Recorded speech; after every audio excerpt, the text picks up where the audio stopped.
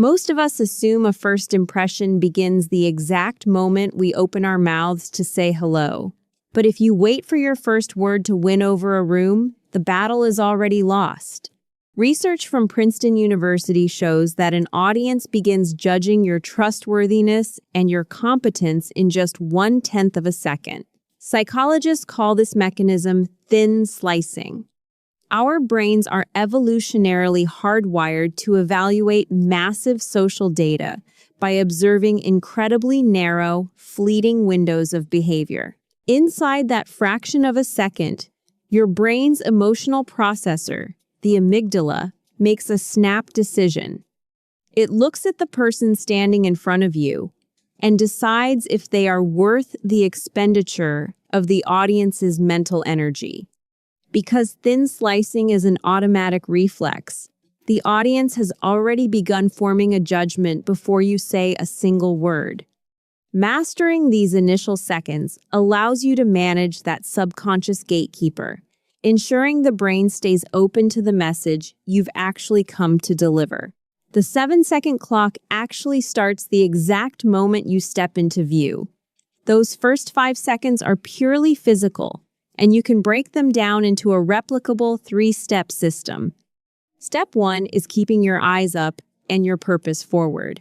You need a slight smile and a direct line of sight. Looking down at the floor signals submission and can immediately undermine your authority. Step 2 is claiming your physical space.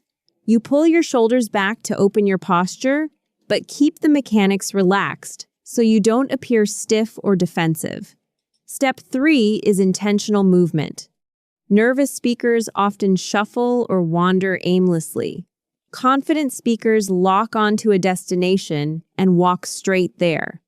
Executing these specific physical movements actually influences your own neurochemistry.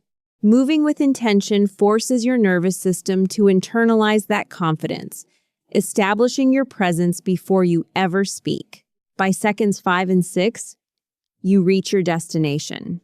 Instead of rushing to fill the silence, you execute a deliberate pause. You perform a silent sweep, letting your eyes slowly scan the room. Maintaining steady eye contact without rapid blinking or looking away signals to the audience that you are comfortable and in control of the space. Finally, at second 7, you speak. This chart shows Mehrabian's model. When communicating feelings, actual vocabulary is just 7% of perception. The remaining 93% is nonverbal, split between body language and vocal delivery. You can use these vocal signals to your advantage. Dropping the pitch of your voice at the end of a sentence and controlling your speaking tempo helps project credibility and warmth. While words carry the factual data of your speech, your physical and auditory delivery creates the emotional framework. Mastering these cues ensures that when you finally get to the substance of your message, your audience is already primed to trust what they hear. How does this dynamic change when you pick up the telephone? When you're making a cold call, the 55% visual component of communication is completely erased. The 7-second thin slicing window still dictates the outcome of the interaction. Only now your tone of voice, that 38% auditory component, has to carry the entire burden of projecting trust and competence. You navigate this using a structured 4-step framework. You deliver a clear introduction, explicitly acknowledge that you're interrupting their day, state your purpose with total transparency, and finish with a question that invites a real dialogue. Often, you'll immediately hear a snap objection like, "I don't have time."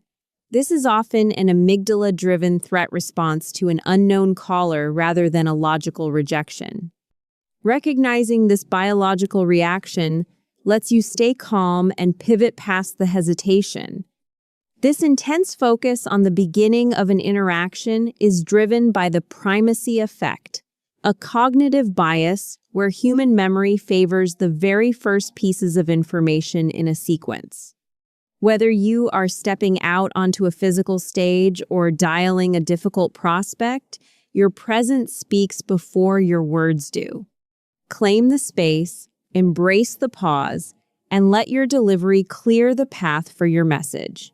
Tell us about your most intimidating first impression scenario in the comments.